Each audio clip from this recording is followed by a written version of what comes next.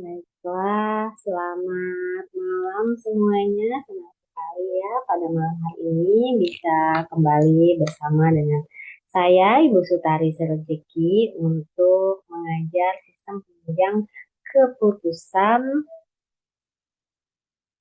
Bentar, jelas,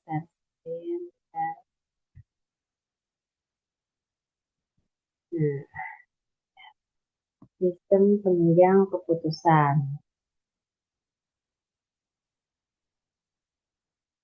Sistem penunjang keputusan dalam manajemen.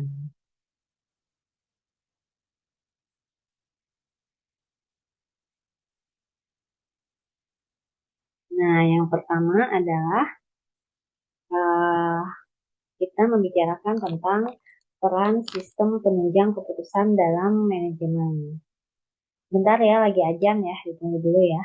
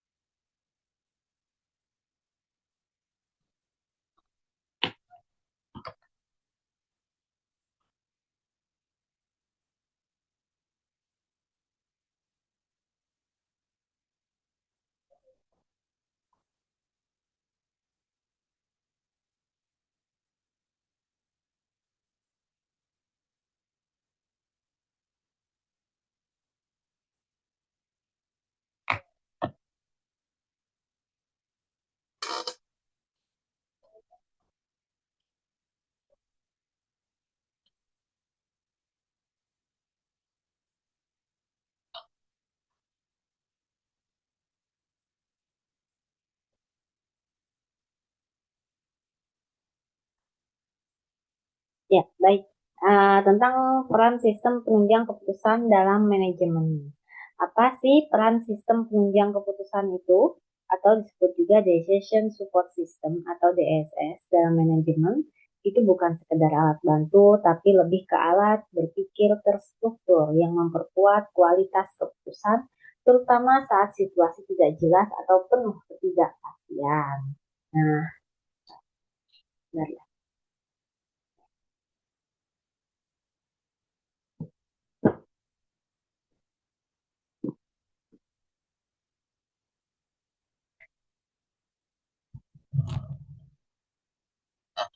Nah, terus selanjutnya,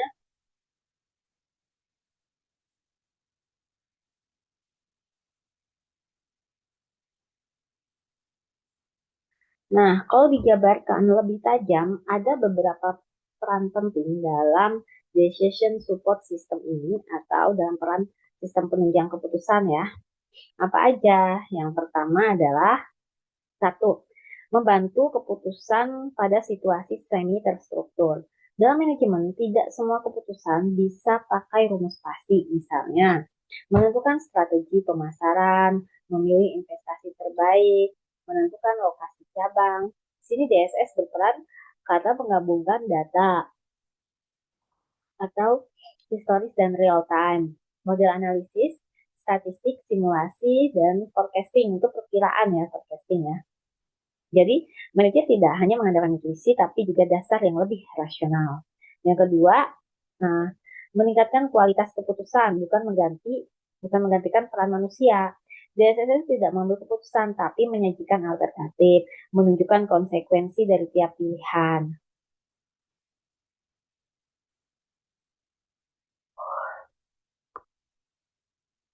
Manajer ingin menentukan harga produk. DSS bisa menstimulasikan kalau harga naik, dampak ke permintaan apa? Kalau harga turun, dampak ke profit apa? Keputusan tetap di tangan manusia, tapi lebih tajam. Jadi gini loh, kalau kita anggaplah sebagai seorang manajer yang harus menentukan kira-kira pasar kita ini suka asuransi apa tidak. Gitu. Seumpama kalian menjadi marketing asuransi, pasti kan ada di situ uh, pasar yang untuk menentukan kita mau jualan asuransi, tetapi area kita itu atau kota itu suka nggak sama asuransi gitu. Nah, kita harus bikin nih strategi pemasarannya. Kayak gimana nih gitu mau jualan asuransi ini, saya harus ngapain? Misal ya, kamu berada di kota kecil Madiun lah gitu. Nah, di kota kecil Madiun itu kamu harus jualan asuransi. Jualan asuransi yang kecil-kecil aja, mungkin yang 5 juta setahun gitu kan. Tapi nggak ngerti nih, mau jualan itu kemana nih? Saya harus kemana? Apakah saya harus door to door, data marketing lain gitu? Atau oke, data oh, bukan, kan kamu sebagai manajer. Bisa aja database itu sudah, semua tuh udah perlu kayak gimana lagi? Oh, berarti kan kita harus menentukan strategi pemasarannya, posisi kita sebagai manajer ya. Gimana nih saya cara memasarkannya gitu kan ya? Jadi ini bisa jadi kamu masuk ke dalam komunitas, komunitas konten namanya, dana-dana konten itu kan besar ya, atau masuk ke gereja, dana-dana gereja itu juga besar. Eh, Apalagi gereja Katolik ya, itu kan ada Romo di situ. Biasanya dia suka sih asuransi gitu. Atau kelenteng, orang-orang kelenteng dikumpulkan, diadakan acara komunitas, biar semuanya berkumpul di kelenteng. Nah, di situ kita masuk menawarkan asuransi gitu. Itu bisa gitu kan ya. Nah, seumpama sekarang sebagai manajer itu salah satu strategi pemasaran ya. Nah, seumpama tadi manajernya ya, Puan akan tahu di mana sih orang tuh banyak berkumpul gitu kan. Di mana sih pusat bisnisnya Kota Madiun? Kota Madiun itu pusat bisnisnya di mana? Apakah di daerah Jiwan atau di Madiun Kota? Pastinya Madiun Kota ya pusat bisnisnya. Nah, ini bisa menentukan lokasi cabang. Nah, data-data itu kan dikumpulkan ya, kita punya informasi, kita mencari informasi. Data-data itu dikumpulkan, nah itulah data yang dikumpulkan itulah yang menjadi ini menjadi sarannya kita gitu, menjadi data itu menjadi lebih tajam, kita menyampaikan kepada atasan itu tidak berdasarkan insting perasaan saya itu yang benar tuh harusnya di sini deh Bu. Kita kan tidak bicara insting, kita bicara data. Bu, berdasarkan data yang saya dapat dari mengumpulkan dari data umpamanya dari data Pemprov, Pemkot, ini pusat bisnis paling besar di sini karena di sini ada pusat kelenteng bisnis, banyak juga komunitas-komunitas berada. Itu bisa menjadi dasarnya kita gitu mengambil keputusan. Tetap kita yang bertanggung jawab dalam pengambilan keputusan ini bukan sistem. Sistem itu hanya memberikan kumpulan informasi supaya ketika kita menyampaikan analisa kita, menyampaikan pendapat kita gitu, kita punya underlying loh, kita punya dasar yang kuat untuk mendukung analisa kita. Seperti itu ya. Jadi nggak bisa tuh peran manusia diganti sama AI itu sebenarnya tidak bisa gitu loh. Terutama dalam pengambilan keputusan. AI itu hanya menyajikan data, hanya sebagai asisten kita gitu loh. Supaya kita cepat dapat informasinya gitu. Itu kemudahan kita. Tapi menggantikan peran manusia itu tidak bisa. Yang kedua, yang ketiga mempercepat proses pengambilan keputusan. Tanpa DSS, data dikumpulkan manual, analisa lama, rawan salah. Dengan DSS, data sudah terintegrasi. Analisis bisa otomatis, keputusan bisa diambil lebih cepat. Ini penting di dunia bisnis yang bergerak cepat. 4. Mendukung analisa what if, jika. Ini salah satu kekuatan utama DSS. Manajer bisa bertanya, bagaimana kalau biaya naik 10%? Bagaimana kalau penjualan turun? DSS akan menghitung dampaknya. Jadi bukan cuma reaktif, tapi dia ini proaktif dan antisipatif. Dia pun menghitung semua ini itu juga dari data yang sudah kita input, sudah kita dari apa ya big data gitu ya, dari data mentah yang kita kumpulkan, dia nanti akan memberikan suatu kesimpulan apa yang harus dilakukan seperti apa gitu. Nah, kita lah yang mengambil keputusan gitu. Ini bisnisnya mau dilanjut apa enggak gitu loh. Kalau mamanya biaya naik 10% nih, nanti saya lanjut apa enggak ya gitu kan. Kita yang memutuskan gitu. Mau lanjut atau tidak. Bisa aja itu sebenarnya dari DSS menyampaikan itu rugi gitu loh kalau dilanjutkan. Tetapi dari kita uh, optimis bisa, juga bisa aja itu optimis ini bisa, ini enggak. Memang data ini menunjukkan rugi, tetapi kita lihat dong gitu. Prospeknya 3 bulan lagi kita akan dapat 100, 300 kali lipat dari kerugian kita ini. Mungkin ada bisnis yang seperti itu gitu. Seberani itu mungkin ada gitu. Apapun bisa terjadi di dunia bisnis. Ya bisa juga gitu. Tetapi kan karena kita di sini posisinya sebagai seorang manajer, jadi ya karena posisi yang kita sebagai seorang manajer, jadi ya kita memang harus berdasarkan data gitu. Jadi nggak asal ambil juga gitu loh. Nah, seperti itu ya.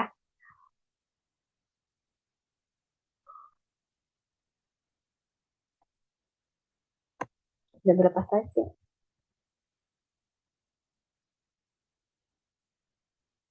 Nah, selanjutnya apa sih peran DSS itu meningkatkan konsistensi dan objektivitas. Tanpa DSS, keputusan bisa bias, tergantung mood atau pengalaman. Dengan DSS berbasis data, lebih konsisten, lebih bisa dipertanggungjawabkan. Ya, ya memang kita kalau pakai DSS pasti akan dipertanyakan lagi gitu ya sama atasan kita. Loh, kok bisa seperti itu? Kenapa? Mengapa? Pertanyaan yang dimunculkan itu bisa kemana-mana dan tidak fokus pada masalahnya yang harus kita perbaiki gitu loh. Nah, kalau kita berbasis on data, base-nya on data gitu loh. Kita mempresentasinya pun dengan penuh rasa percaya diri gitu loh. Entah nanti mau diterima atau tidak oleh atasan, it's up to you. Tapi dari kita gitu sebagai manajer, kita sudah melakukan upaya terbaik menurut pandangan kita. Tapi yang namanya seorang direktur itu mereka itu kan harus punya helipad view. Helipad view itu apa? Dia bisa melihat dari semua aspek loh. Kalau saat ini kamu menjadi manajer pemasaran itu, mungkin kalau mamanya ide ini ditolak, mungkin saja seorang direksi melihat dari sisi keuangan, dari sisi operasional, dari berbagai macam sisi ini tuh nggak tepat loh. Ini tuh nggak tepat. Yang tepat tuh seperti ini loh. Jadi atas dasar hal tersebut, saran Anda saya tolak, ide Anda saya tolak. Tetapi dari kita sudah memberikan yang terbaik gitu loh. Yang terbaik itu apa?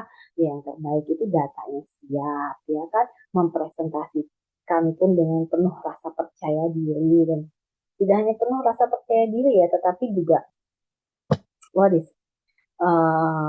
penuh percaya diri, penuh dengan apa ya, percaya diri maksimal gitu dari kita sudah memberikan masukan yang terbaik berdasarkan data dan juga berdasarkan perkiraan kita dengan proyeksi atau apa ya namanya uh, pro, pro, proyeksi perkiraan forecasting beberapa bulan lagi atau setahun ke depan seperti apa gitu. Itu sudah mengutarakan semuanya. Ya selanjutnya ya terserah atasan kita mau seperti apa ya kan. Yang penting kita sudah melakukan bagian kita gitu. Nah, kemudian yang keenam adalah mendukung perencanaan strategis. Untuk keputusan jangka panjang, DSS membantu analisis tren, prediksi masa depan, evaluasi skenario. Nah, bisa umpama ketika kita memberikan ide untuk pendirian cabang, skenario nya begini nih, jika terjadi seperti ini. Jadi tidak hanya data, tidak hanya mampu mempresentasikannya, tidak hanya memberikan prediksi masa depan, tetapi kita bikin skenario-skenario rekayasa-rekayasa yang mungkin saja terjadi seperti ini, maka opsi kita adalah plan A, B, C, D, E, F, sampai Z, gitu kan ya. Kemudian jika seumpamanya kita tidak bisa mengerjakannya, kita masuk ke sini nih, kita kerjakan ini, berapa seperti ini nih, sehingga tujuan perusahaan itu bisa tercapai gitu ya dengan semua analisa kita, dengan semua rencana kita, dengan kita bertempur di lapangan gitu, kita bisa loh mencapai target itu seperti itu kan. Sebenarnya kalau kita bisa bicara manajemen itu apa ya, manajemen itu adalah suatu ilmu seni seni yang seperti apa, melakukan perencanaan, planning, organizing, executing, controlling atau POAC ya dikenal seperti itu dalam suatu organisasi gitu kan ya. Atau bisa juga dibilang gini, manajemen itu adalah suatu seni untuk mempermudah seseorang mencapai tujuan kita gitu loh, untuk mencapai tujuan kita. Seninya seperti apa? Oh, seni dengan cara memberikan motivasi, memberikan gaji. Tapi semua itu apa sih? Semua itu adalah transaksi untuk mencapai tujuan yang lebih besar. Apa itu? Keuntungan. Seperti itu. Oke. Nah, Ini jelaskan misalnya perlu ekspansi atau tidak, investor di sektor mana. Nah, contoh, misal Anda sebagai manajer keuangan, mau menentukan apakah layak memberi kredit ke nasabah. DSS bisa bantu analisis riwayat kredit. Bentar ya, Ibu mau lihat nih, rekam beneran nih.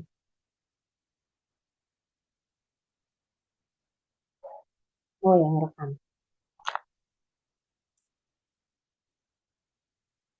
Nah, contohnya nih, misal Anda sebagai manajer keuangan, ya, mau menentukan apakah layak memberi kredit ke nasabah. DSS bisa bantu analisa riwayat kredit, skor risiko, simulasi kemungkinan gagal bayar. Tanpa DSS subjektif, dengan DSS lebih terukur. Oke, ini biasanya yang dilakukan oleh marketing kredit.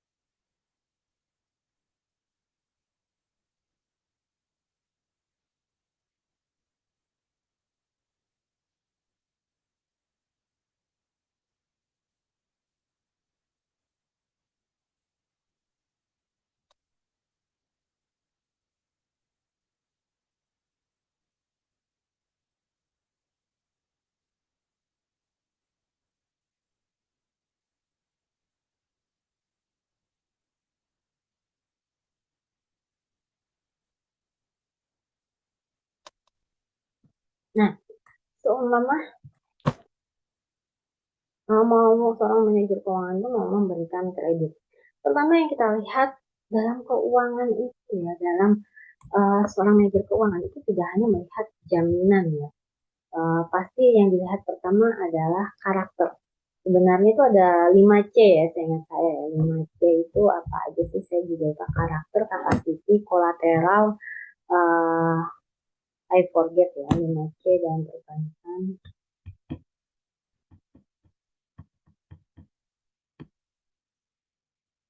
Ya, ada kita bisa melihat karakternya dulu. Menilai kejujuran riwayat pinjaman dan rekam jejak nasabah. Biasanya itu dilihat dari slik BI checking. Kalau slik OJK zaman sekarang. Kalau zaman dulu bilangnya BI checking. Itu kan kita lihat. Ada orang mau ngajuin kredit, pasti dia dimintain KTP-nya dulu. Kenapa? Karena dari KTP itu kita bisa lihat rekam jejak. Belum melihat usahanya, pasti lihat KTP-nya dulu. Pertama kita ngobrol-ngobrol apa, saya ini butuh kredit loh, sekian miliar gitu. Kira-kira bisa tidak? Bisa saja sih Pak, kira-kira umpama kita ngobrol. Jaminannya apa Pak? Ini nilainya ini nilai jaminan saya semua 100 miliar, tapi saya mau pinjamnya cuma di 30 miliar aja Pak dalam bentuk ini kredit apa sih bilangnya itu?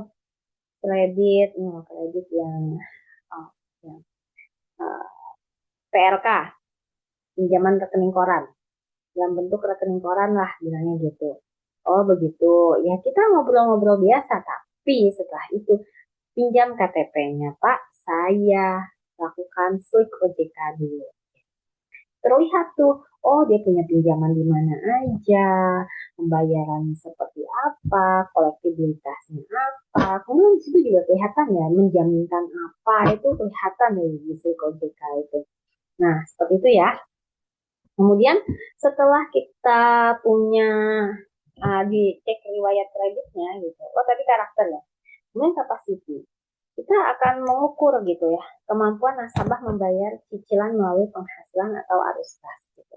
Capacity seperti apa nih orangnya gitu. Dengan penghasilan seperti ini mampu nggak bayar cicilan namanya. Umpamanya bayar bunga lah, bayar cicilan lah gitu ya sekitar 20 juta, 30 juta sebulan, bisa nggak gitu? Kan kelihatan gitu. Dari laporan keuangannya juga seperti apa, mutasi rekeningnya bagaimana, itu kelihatan semua gitu. Kemudian dari capital, modal. Menilai kekuatan finansial dan modal mandiri yang dimiliki nasabah. Modalnya itu kayak apa sih gitu? Modal bisnis ini itu seperti apa sih? Itu pun kita hitung. Kemudian jaminan. Jaminannya tuh ini harganya 80 miliar. 80 miliar setelah dilakukan KJPP ya, dihitung berdasarkan penilaian publik, penilai independen, tim appraisal independen itu di harga 80 miliar namanya. Nanti kan di situ kita bisa lihat ya, dari 80 miliar paling cuma 70% deh dari 8 plafon maksimal yang bisa diberikan 7 kali 8 56 berarti 56 miliar aja gitu. Tapi kan dia cuma mau pinjam 20 miliar, masuk nggak? Masuk, hitungan masuk gitu ya. Kemudian uh, terus kita lihat juga gitu ya, faktor eksternal itu seperti apa. Hmm, kira-kira bisnis dia ini kalau saya kasih jangka waktu 5 tahun untuk pinjaman, kira-kira bisnisnya ini beresiko tidak dengan melihat kondisi ekonomi saat ini gitu. Nah, itu kelihatan ya dari semuanya gitu. Ada kemungkinan gagal bayar nggak? Nah, itu masuk lagi skor risiko. Skor risikonya, oh direkomendasikan, tidak direkomendasikan, atau ya antara direkomendasikan atau tidak direkomendasikan. Atau ada juga di skor risiko, coba ini dokumen ini kurang atau apa ya. Biasanya ada informasi seperti itu. And then, bidang pemasaran. Um, Kasus menentukan strategi promosi. DSS bisa menganalisa data pelanggan, mengelompokkan pelanggan, menstimulasikan hasil promo. Contoh, diskon 20%, penjualan naik 15%. Gratis ongkir, penjualan naik 30%. Insight penting. DSS bisa bilang gratis ongkir lebih efektif, tapi belum tentu lebih untung. Jadi manajer tetap harus lihat margin. Diskon 20%, penjualan naik 15%. Oke. Um, Penjualan dengan HPP dengan penjualannya berapa tuh? Harga pokoknya, harga pokok penjualan. Penjualan naik 15% memberikan keuntungan berapa? Kalau dikurangin dengan HPP masih untungnya masih besar atau tidak? Nah, ini gratis ongkir, penjualan naik 30%, tapi gratis ongkir ini berapa yang kita keluarkan untuk pemasaran ini gitu loh. Nanti bisa dilihat penjualannya berapa. Jadi dari situ Anda akan kelihatan, oh yang bagus itu diskon 20% atau gratis ongkir. Seperti itu.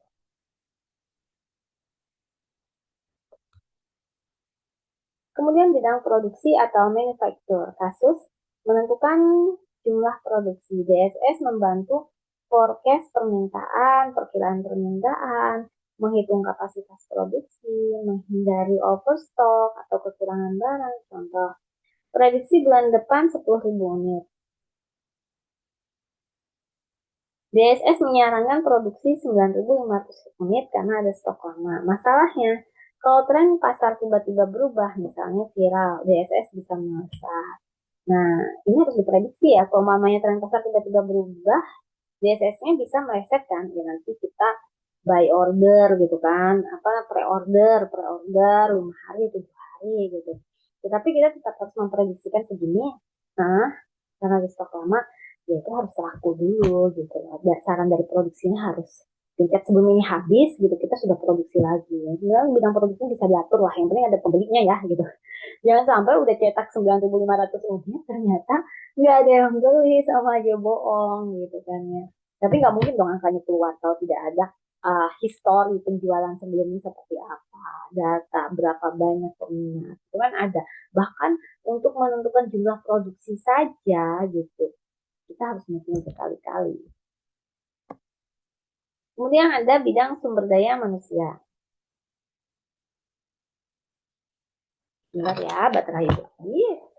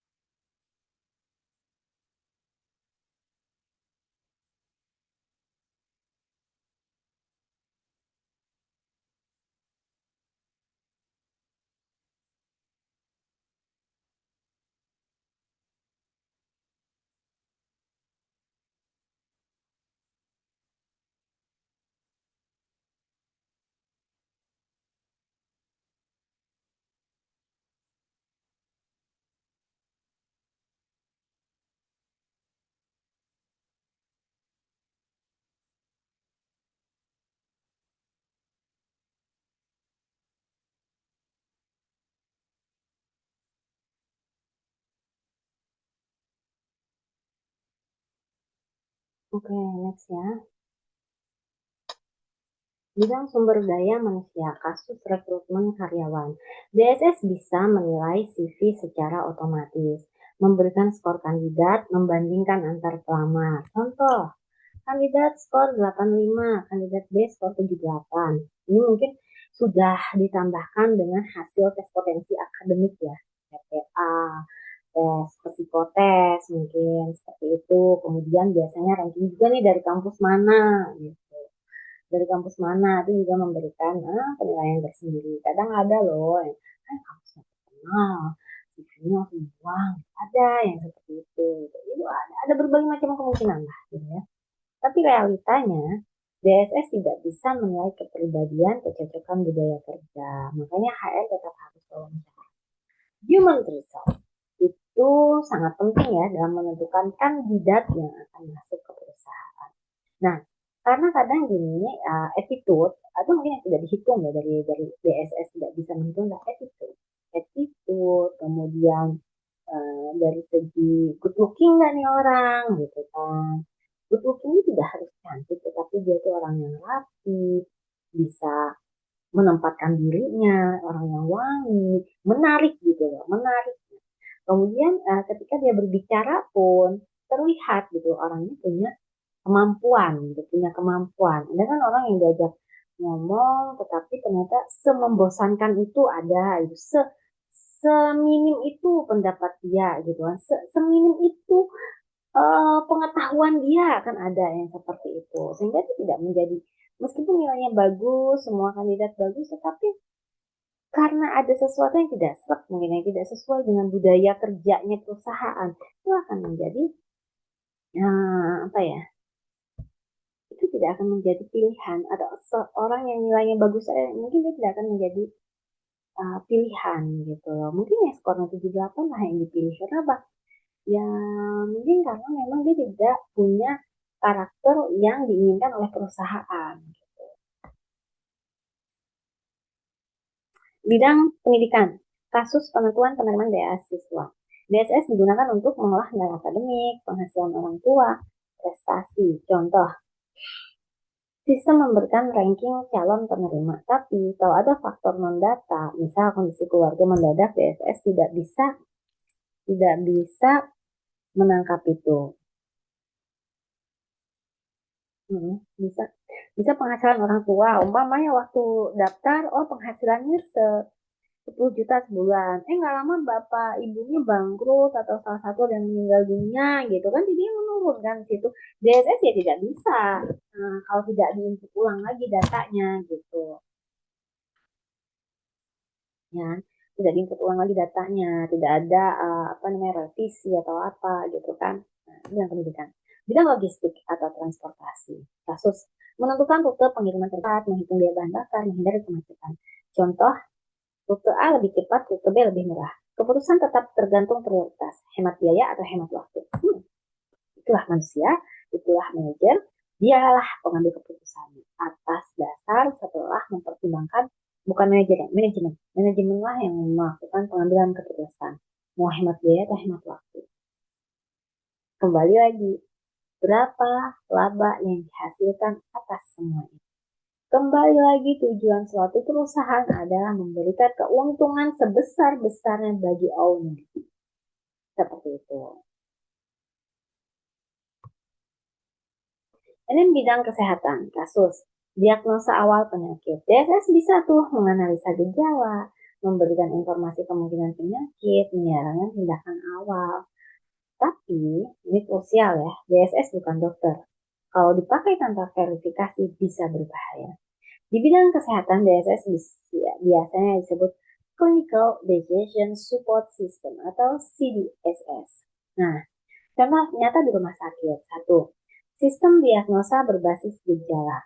Dokter atau perawat memasukkan keluhan pasien, hasil lab, riwayat penyakit, lalu sistem memberi daftar kemungkinan penyakit, diagnosis banding, tingkat profitabilitas, tingkat probabilitas. Ini mirip second opinion digital.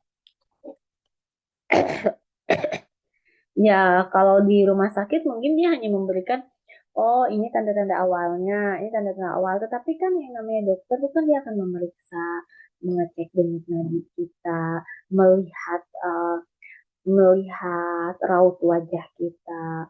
Kemudian dia juga akan lebih mendengarkan lagi keluhannya. Kalaupun ada yang kurang dari pertanyaan DSS itu, kita akan mempertanyakan balik. Bisa saja pasien itu kalau nggak digali dia nggak akan ngomong gitu kan, bisa ya, ada karakter orang yang seperti itu. Dan mungkin udah males atau apa, terserah lah gitu kan. Bisa terjadi gitu ya.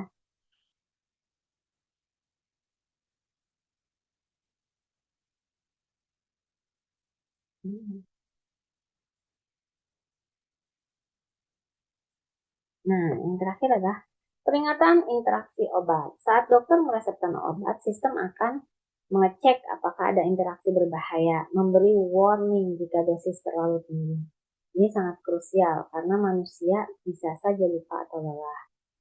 Nah, ini tadi yang di rumah sakit ya. Tiga, sistem triage di IGD. Di IGD, sistem membantu menentukan prioritas pasien, gawat apa tidak. Berdasarkan gejala vital, tekanan darah, detak jantung, dan lain-lain. And then number four is prediction, risiko pasien. Contoh, risiko pasien mengalami serangan jantung, risiko pasien ICU memburuk, sistem menggunakan data historis dan model statistik. Kesimpulan, peran DSS dalam manajemen adalah mengubah keputusan dari yang berbasis intuisi semata menjadi berbasis data, analisis, dan simulasi yang lebih rasional dan sistem. Simulasi yang lebih rasional dan sistematis. Itu tujuannya DSS. Gitu.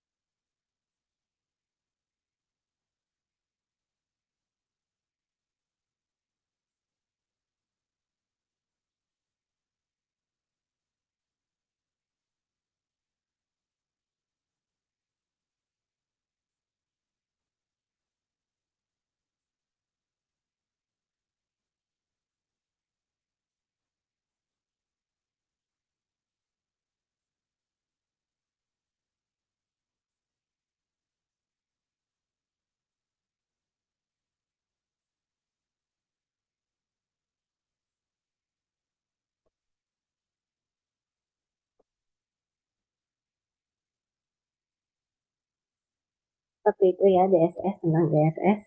Ini Ibu maksimalkan sampai 1930 ya. 1930 atau 31 gitu.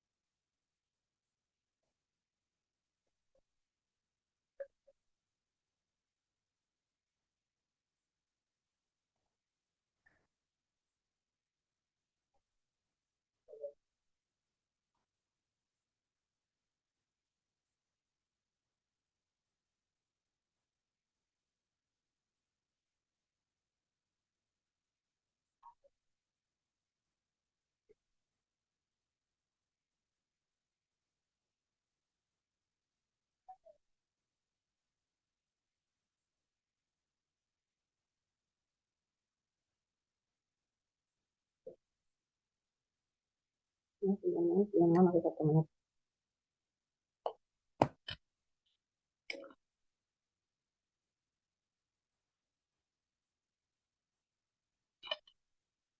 Ini sudah berakhir ya. Tapi kita masih menunggu dulu sampai di 1930.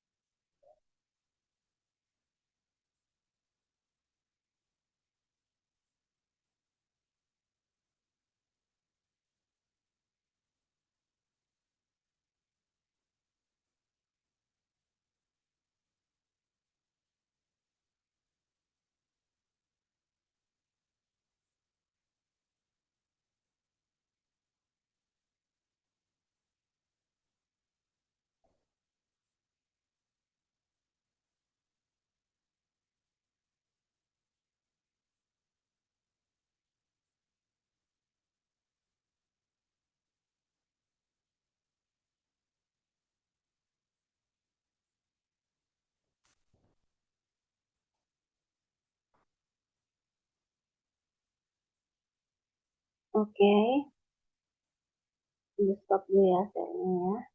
Rasanya sudah nih, sudah di 30 menit mungkin ya. Terima kasih atas kehadirannya malam ini. Sudah selesai dulu ya, aku juga capek. Oke, selamat malam, selamat belajar.